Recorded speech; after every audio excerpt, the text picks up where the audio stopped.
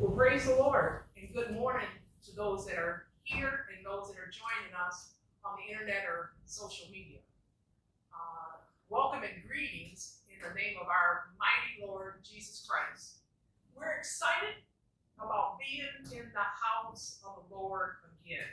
I'm reminded of King David, and he said, "One thing I desire,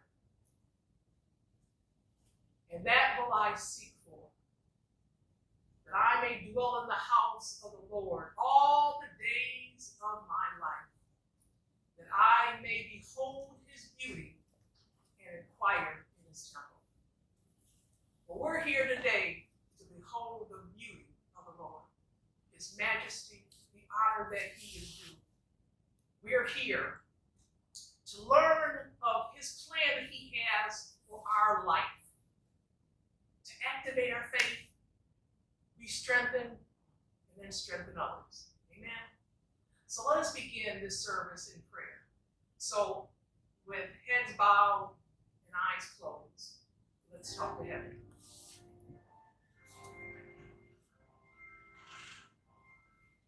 Dear Heavenly Father, we come this morning hungry and thirsting after your word. Fill us, Lord, until we want no more. You said, "Seek ye first the kingdom," and Lord, we're here today seeking the kingdom of God and your righteousness, that our lives might be pleasing in your sight. Teach us your way, that we may take on the very image of Christ. This we ask in Jesus' name, and we all say, amen. Amen. Thank you. Well, today's study is entitled Divine Judgment on Eli and His Sons.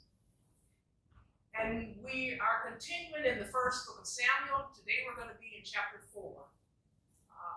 So 4 verse 1. And we'll read a few and expound on those scriptures.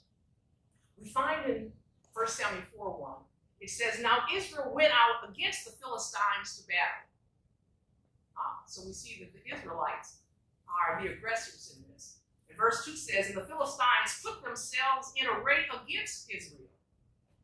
When they joined battle, Israel was smitten before the Philistines. And they slew the army in the field, about 4,000 men." Listen, Israel was smitten. Not because the Philistines were braver or stronger than the Israelites, but because the Israelites had not repented and forsaken their sins. As we continue this study in the prophet of Samuel, we learn that Eli, the high priest, had permitted his vying sons to continue their sinful lifestyle, defiling the temple, and yet remained in the priesthood. These sons, Hophni and Phinehas, were warned in vain of their evil ways.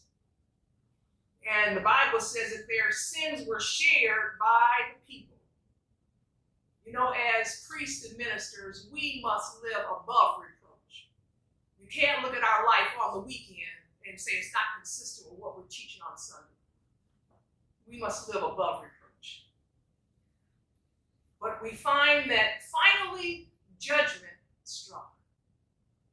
Israel went out to battle against the Philistines, and they were defeated and lost 4,000 men. Now let me tell you a little about the law of retribution. What does that mean? Retribution is the act of paying back. You can either get a reward or a consequence, a penalty. That's the law of retribution. But in this world, retribution often is slow in coming. You know, in Ecclesiastes 8, it says, "Because sentence against an evil work is not executed speedily, the hearts of the sons of men are fully set to do evil." If we in this world, if we don't see the consequence of improper behavior, we're definitely not discouraged to stop. That's the downside in a slow penalty. And people misconstrue why God hasn't immediately executed wrath. We think, well, it's because nothing is going to happen, I think. When in actuality, this time between disobedience and God exercising his wrath against wickedness, this time is a time of mercy. It's not that God is not going to judge. He's giving you time to repent. We just don't understand this opportunity that we have. All right. So the loss of life was severe, but it didn't mean defeat. As a matter of fact, it gave Israel time to go back and repent. Do your first works over. Lord, there's something radically wrong that an Israelite has to turn his back to an enemy. That's what they should have calculated in their head. Where did we come up short? But that didn't happen.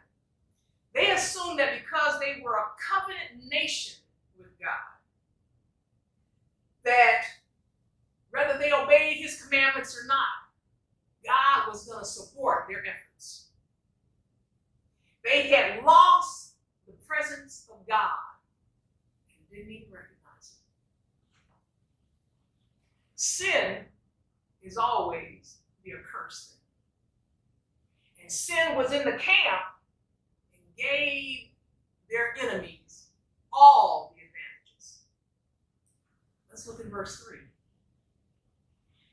And it says, and when the people were coming to the camp, the elders of Israel said, wherefore hath the Lord smitten us today before the Philistines? Let us fetch the ark of the covenant of the Lord out of Shiloh to us, that when it cometh among us, it may save us out of the hands of our enemies. All right. So we see that after that first scrimmage, those that were still alive came back to their camp and they're going to strategize. Okay, how do we move forward? And they said that there was a council of war. These elders of the church got together and came up with this idea. Let's go and retrieve the Ark of the Covenant. Now, had they been taught properly, as I said earlier, they should have resulted in fasting and praying and doing their first works over. But they had been so improperly taught until that thought didn't surface. Furthermore, it said they quarreled with God for appearing to be against them. The question was, wherefore hath the Lord smitten us? You know, sin blinds us, and it won't let us see ourselves and our own sins. They thought, how absurd and unjust was this? 4,000 men are lost. They seemed unaware of any provocation they had given God. They assumed they owed God's hand. Note, the foolishness of man will pervert his ways, and yet the Bible says, but then he frets in his heart against the Lord. Rather than owning your shortcomings, we want to look at God. Well, why did God come up short? Why would he allow us to suffer this loss? They want to find fault with him. But they imagine that, look, next time we've got a better plan. We'll bring the Ark of the Covenant into the camp, and that'll turn the tables. So indeed, they sent back to Shiloh, and Eli the priest didn't have the courage to say, no, the ark is not leaving here. For the people's sake, he conceded. And beyond that, he allowed his vile, sinful sons to be the guardians of the ark. They brought the ark back to the camp. Eli should have known wherever those boys go and whatever they're involved in, the curse goes along with them. Verse 4. people sent to Shiloh, that they might bring from thence the ark of the covenant of the Lord of hosts, which dwelt between the cherubims. And the two sons of Eli were there with the ark. Now, what can we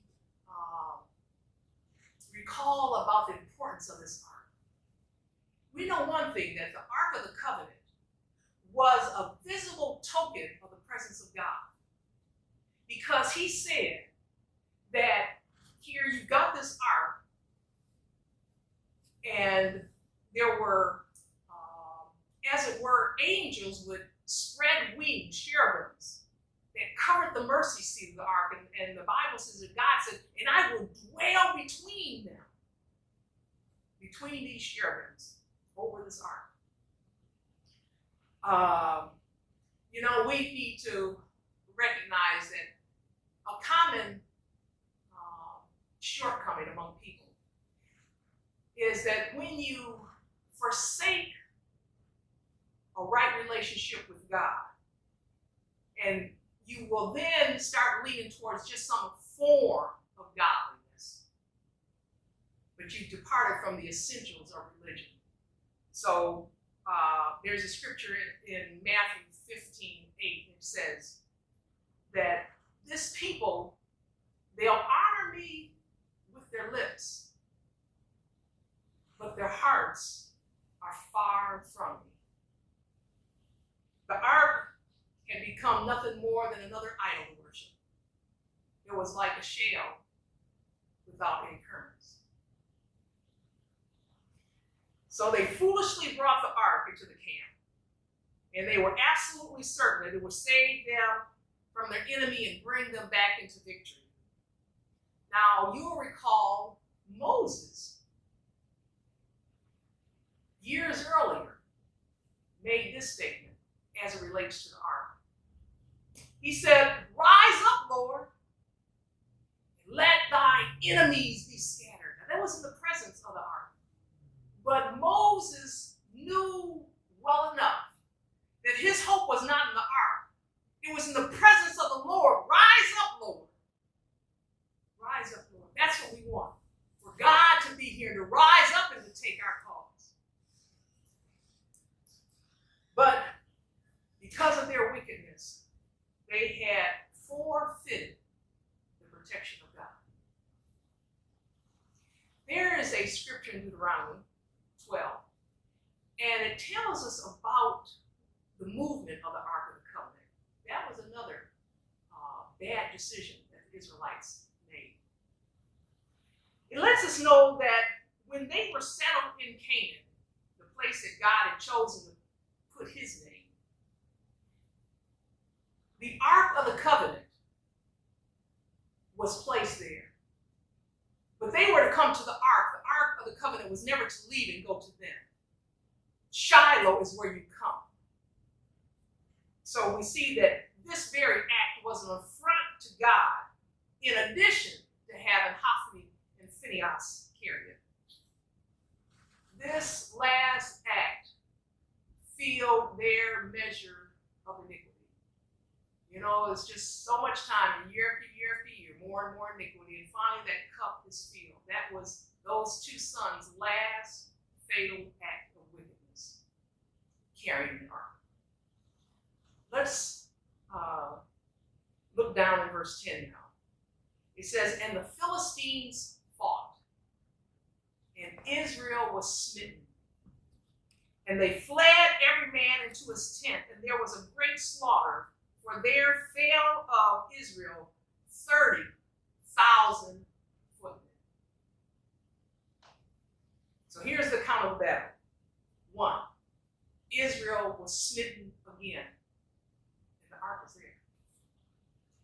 The army totally dispersed. This time they didn't go back to a camp and let's strategize again. They gave up. They went back to their tent. There will be no more scrimmages. There will be no more battle. We concede. We have nothing against the Philistines. A massive loss of life. Though the Philistines had a just cause against these even though the Israelites had a just cause against these uncircumcised Philistines. Yet they failed. Because their protection had left them. You know, a good cause often suffers for the sake of bad men that undertake it. You need to make sure that those that are in a leadership position are following close. Paul says, follow me as I follow Christ. The cursed thing was in the camp. Verse 11. And the ark of God was taken, and the two sons of Eli, Hophni and Phinehas, were slain. This was the fulfillment of God's word that was shared in chapter 2. If Eli has done his duty and it put them as polluted from the priesthood, his sons might have lived, although in disgrace. But God now takes this work into his own hands and chases them out of this world by the sword of uncircumcised Philistines. Psalm says, the Lord is known by those judgments which he executes. Retribution might be slow in coming, but when it comes, it is sure and it's clear and it's decisive. Verse 12. And there ran a man of Benjamin out of the army and came to Shiloh the same day with his clothes rent and dirt upon his head. News now is being brought back to Shiloh. The battlefield is out there and blood is flowing. And one Benjamite, he runs back into town to tell about the fatal battle with the Philistines. You know, bad news travels fast. But even if you didn't know what the messenger was going to say, when you saw his clothes rent and dirt upon his head, you knew it was bad news. You knew it was bad news. Not alone. Verse 13 says, and when he came, lo, Eli sat upon a seat by the wayside, watching. For his heart trembled for the ark of God. It didn't say he was trembling for his boys. No doubt he thought about the ark. I shouldn't have let it go. He's trembling about the ark. And when the man came into the city and told it, all the city cried. The messenger was reluctant to tell Eli first. And therefore passed by him, and told the city. I love the word of God, so excuse me. And now both the ears of everyone that heard it tingled as it was foretold in chapter 3. Their hearts trembled, and all the city cried. This was a particular loss to Shiloh, and the ruin of that place. For though the ark was soon recovered, it never returned to Shiloh. The candlestick was moved out of its place because they had left their first love. You'll find that that city of Shiloh dwindled, it sank, and absolutely came to nothing. Verse 16 and 17. Eli asked the messenger, what is there done, my son? And the messenger answered and said, Israel has fled before the Philistines, and there has been a great slaughter among the people. And thy sons also, Hophni and Phinehas, are dead. And he saved the worst news for last. And he said, the ark of God is taken.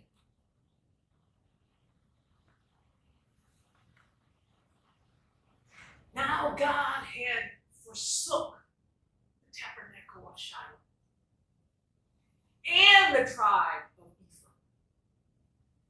which had for 340 years been blessed with the presence of this ark. But they lost this honor. And if you look in Psalms, it's 78. The ark was afterwards transferred to the tribe of Judah. God said, the Mount of Zion, which he loved. It said, because the men of Shiloh knew not the day of their visitation. What does that mean? There's a time when grace and the word of God is preached powerfully. And the Spirit is striving with God's people. This is the time of your visitation. 340 years, the ark was in Shiloh. But they didn't recognize their time of visitation. In Jeremiah 7:12, it says, now a warning. This is what God said about it. God said, go see what I did to Shiloh, where I set my name first, and see what I did to it for the wickedness of my people Israel. I put my name in Shiloh. But don't assume, because you're blessed today, if you continue in disobedience, if you forsake God in time, God will forsake you. He said, go look. Is it a significant city any longer? Because of the wickedness of my people Israel. No. From that fatal day, let the desolation of Shiloh be dated. Right then is where it started. So the messenger shared this news. He says, the army is defeated. A terrible number of our footmen are dead. We know subsequently we learned there was in excess of 30,000 men. He said, your sons are dead. And the ark was taken. Verse 18 says, and it came to pass when he mentioned the ark of God, that Eli fell from off the seat backwards by the side of the gate, and his neck broke, and he died. For he was an old man and heavy. He was the judge of Israel for 40 years. Perhaps his own heart reproached him for not using the authority he had to prevent the carrying of the ark into the camp. He thought of the dishonor it would be to God for that ark to fall into the hands of a Philistine after the fact. All these things, the Bible, it made his heart, it said his heart trembled. But when it was reported that the ark of God was taken, that struck his heart, not the death of his sons. He fell backwards and died immediately. So fell the high priest of Israel. The two sons that he had indulged became his ruin at last. A man may die miserably and yet not die eternally. You know, his life could have been cut off and God still saved him. God is the judge. We just know what ended that family that day. The worst tragedy that can happen to anyone today, the worst thing, is losing the presence of God in your life. God says, be ye doers of the word and not hearers only, deceiving yourselves. So don't think that if I come into church and listen to a message, And that's good enough. We must be a doer of the word. Here's the good news. God's a good God. God's a gracious God. He's a merciful God. He's a long-suffering God. And God is a God of second chances. Had that not been the case, none of us would have a hope of eternal life. God is a God of second chances. The word tells us that it's God's desire to lose none. I don't care what sins we've committed, how atrocious they were, how repulsive they were. God said, it's still my desire. I don't want Satan to get one soul out of this world. I want to save every last one. So the choice to be saved is yours. It's not your sin. It's your choice. In spite of all that. It's time to get right with God. It's time to tell the devil, I have changed my mind. I want to serve Jesus. I changed my mind. I gave you too many years already, and it profited me not. Change my mind. The word tells us, Jesus says, I am the way. And no man comes to the Father but by me. You've got to go through Jesus. He shed his blood. He died on the cross. He's the only real Savior of the whole world. All these other names that are out there, it can do nothing. They can do nothing. It's only Jesus that can save. He wants to be your personal Savior today. God is ready to restore you to be in right relationship with him. Our responsibility is to say, Lord, I surrender all. Amen. If that is the sentiment of your heart, I would ask you to recite this prayer. Dear Lord Jesus, I know that I'm a sinner and I repent of my sins. I believe that you died on the cross for me. Now I've placed my trust in you. I accept you as my personal Savior. Help me to turn to you and away from sin and to receive your salvation for my life today. That's your prayer. Now, if you've prayed that, as a Christian, you ought to now start to read your Bible every day. You ought to pray every day. You need to be baptized and worship and fellowship with other Christians in a church where they preach Jesus Christ and the Bible is the final authority. Amen. I trust that is the commitment that you've made today. Let us pray.